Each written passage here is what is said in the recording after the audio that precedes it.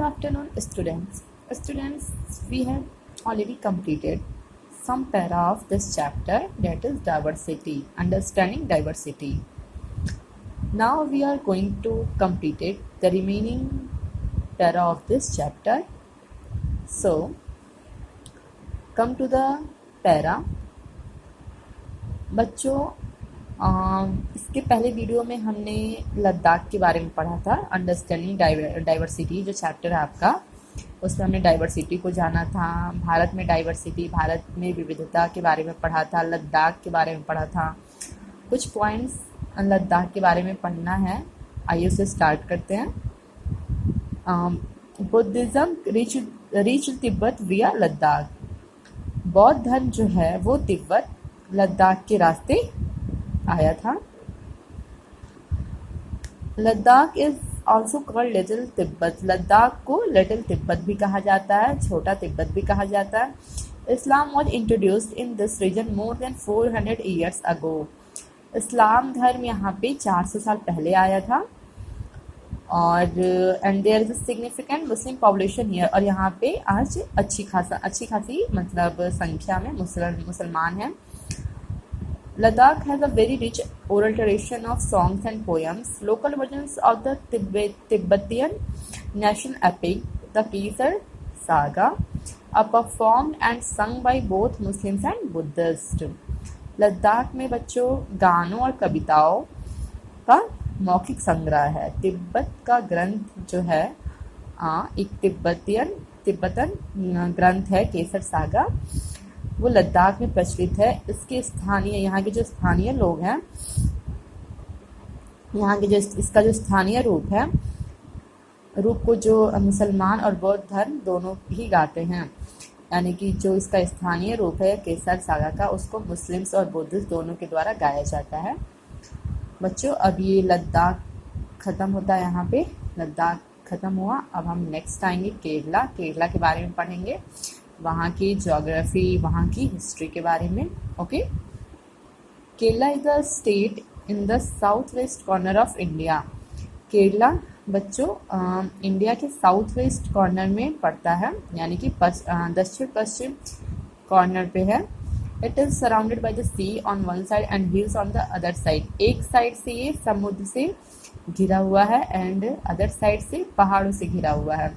A number of spices like pepper, cloves and cardamoms are grown on the hill. बहुत सारे मसाले यहाँ पे उगाए जाते हैं। यहाँ की पहाड़ियों पे बहुत सारे मसालों की खेती होती है, जैसे कि पेपर हो गया, पेपर को काली मिर्च बोलते हैं, क्लोव्स हो गया, कार्डामोम्स यानी कि इलायची। It is spices that made this region an attractive place for traders. यहाँ के जो मसाले हैं वो व्यापारियों को अट्रैक्ट करते हैं। इस क्षेत्र के मसाले की वजह से व्यापारी यहाँ अट्रैक्ट होते हैं। Jews and Arab traders were the first to come here. Jews और अरब के जो व्यापारी हैं वो यहाँ सबसे पहले आए थे। The apostle of Christ Saint Thomas is believed to have come here nearly 2000 years ago and he is credited with bringing Christianity to India. जो क्रिश्चियन धर्म के जो धर्मदूत होते हैं सेंट थॉमस, वो यहाँ माना जाता है कि 2000 साल पहले आए थे और भारत में क्रिश्चियन धर्म इनके द्वारा ही लाया गया था। Many Arab traders also came and settle down here. बहुत सारे अरब के व्यापारी यहाँ आए, यहाँ सेटल हुए। Ibn Battuta who travelled here a little less than 700 years ago. Ibn Battuta ये एक अरब का व्यापारी है, ये अरब का है जो 700 साल पहले आया था और wrote a travelogue in which he described the lives of Muslims and says that they were a highly respected community. Ibn Battuta ने अपने एक ट्रेवलॉज में यानी कि यात्रा वृतांत में उसने मुस्लिमों के बारे में लिखा था, मुस्लिमों के बारे में डिस्क्राइब किया था और बताया था कि ये एक हाईली रिस्पेक्टेड कम्युनिटी है।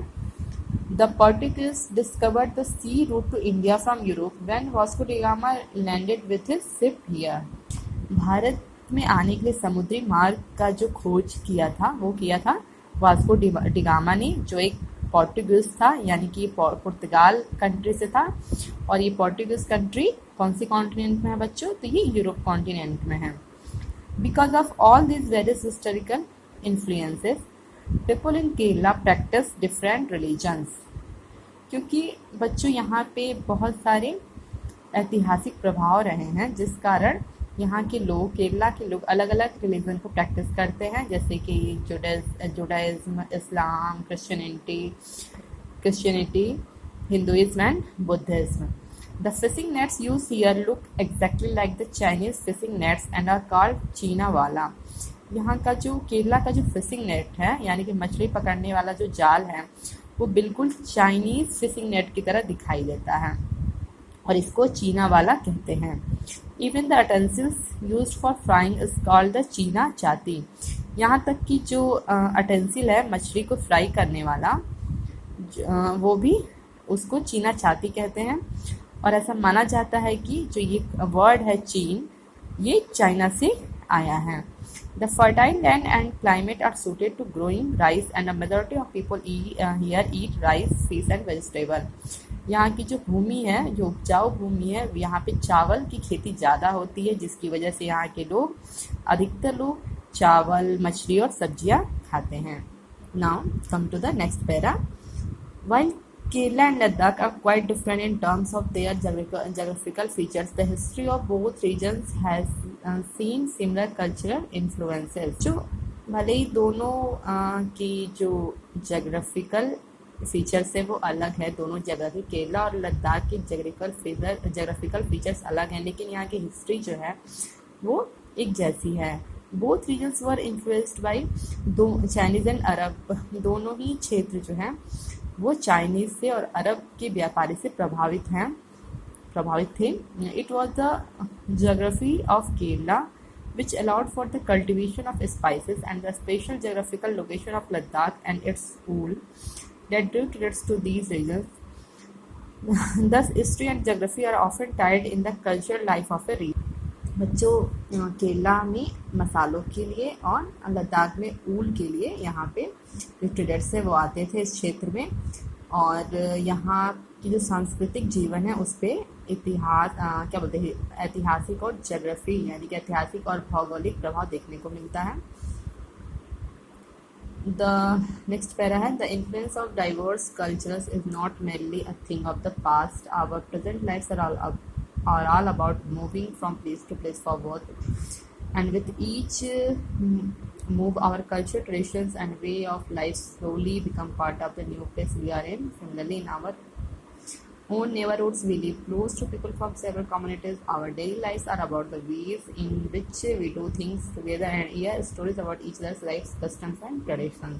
जो इस पैरा में यही बताया गया है कि आज के जीवन में भी जो हमारे रीति रिवाज हो एक दूसरे से मिलते जुलते रहते हैं। स्टेप बाय स्टेप यानी कदम कदम पर हमें सांस्कृतिक विविधता देखने को मिलती है। Now next para is unity in diversity. विविधता में भी एकता, विविधता में एकता, ठीक है। यूनिटी मीन्स एकता, डाइवर्सिटी मीन्स विविधता। India's diversity has always been recognized as a source of its strength. Bharat बच्चों, जो भारत की जो डाइवर्सिटी है यानी इंडिया की जो डाइवर्सिटी है उसे हमेशा ताकत के स्रोत के रूप में पहचाना गया है, ताकत के स्रोत के रूप में माना गया। When the British ruled India, women and men from different cultural, religious and regional backgrounds came together to oppose them. बच्चों, जब इंडिया में ब्रिटिश का शासन था, जब ब्रिटिशर्स यहाँ रूल करते थे तो जो जितनी भी महिलाएं थी, पुरुष थे, जो अलग अलग कल्चर से थे, अलग अलग रिलीजन से थे, उनका रीजनल बैकग्राउंड अलग था, लेकिन वो सब एक साथ होकर ब्रिटिशर्स का अपोज किए। India's freedom movement had thousands of people of different backgrounds in it. भारतीय स्वतंत्रता आंदोलन में हजारों लोग अलग अलग बैकग्राउंड के थे। They work together to decide joint actions. They went to jail together and they found different ways to oppose the British. Interestingly, the British thought they could divide Indians because they were so different and then continue to rule them. बच्चों Britishers को ऐसा लगता था कि भारत जो Indians हैं, जो भारत के लोग हैं, वो एक दूसरे से अलग हैं, तो अगर इन्हें अलग कर दिया जाए, अगर इनको डिवाइड कर दिया जाए तो यहाँ पे जो ब्रिटिशर्स हैं वो हमेशा शासन कर सकते हैं. But the people showed how they could be different and yet be united in their battle against the British. लेकिन भारत के लोगों ने ये बताया, ये दिखाया कि भले ही हम एक दूसरे से अलग हैं लेकिन फिर भी हम एक हैं, और सबने मिलके ब्रिटिश को यहाँ से भगाया, ब्रिटिशर्स को भगाया. Now next para is this song was sung after the Jallianwala Bagh. बच्चों यहाँ एक सॉन्ग दिया गया है और इस सॉन्ग और उसके बारे में कहा गया है कि this song was sung after the Jallianwala Bagh massacre in Amritsar in which a British general opened fire on large group of unarmed peaceful people, killing many and wounding even more. Men and women, Hindus, Sikhs and Muslims, rich and poor, had gathered to protest against the British. This song was composed and sung to honor the memory of those brave people. बच्चों ये song Jallianwala Bagh हत्याकांड के बाद गाया गया था. जो लोग उनके सम्मान में, जो लोग इस जलियांवाला बाग हत्याकांड में मारे गए थे, उनके सम्मान में ये सॉन्ग गाया गया था. और ये जलियांवाला बाग हत्याकांड बच्चों अमृतसर में हुआ था और एक ब्रिटिश जनरल ने मासूम भारतीयों पे गोली चलाई थी. गोली चला के हजारों भारतीयों को मारा था. Next para is songs and symbols that emerged during the freedom struggle serve as a constant reminder of our country's rich tradition of respect for diversity. जो फ्रीडम स्ट्रगल के दौरान जो उभरे गीत थे और चिन्ह थे वो विविधता के प्रति हमारा विश्वास बनाए रखते हैं. Do you know the story of the Indian flag? It was used as a symbol of protest against the British by people everywhere. In his book The Discovery of India, Jawaharlal Nehru says that Indian unity is not something imposed from the outside but rather. बच्चों discovery of India, the discovery of India एक book है जिसे जवाहरलाल नेहरू ने लिखा है और इसमें इन्होंने इंडियन यूनिटी के बारे में बताया है. और it was Nehru who coined the phrase unity in diversity. अनेकता में एकता का विचार जो है, यूनिटी इन डाइवर्सिटी का विचार नेहरू जी ने दिया है. बच्चों यहाँ एक बॉक्स है जिसमें लिखा है कि India national anthem compose bye Rabindranath Tagore. जो इंडिया का जो नेशनल एंथम है यानी इंडिया का जो राष्ट्रगान है वो रविन्द्रनाथ टैगोर के द्वारा कंपोज किया गया है और इसमें भी यूनिटी ऑफ इंडिया यानी कि भारत में एकता के बारे में बताया गया है. बच्चों आपका चैप्टर कंप्लीट होता है. Thank you class.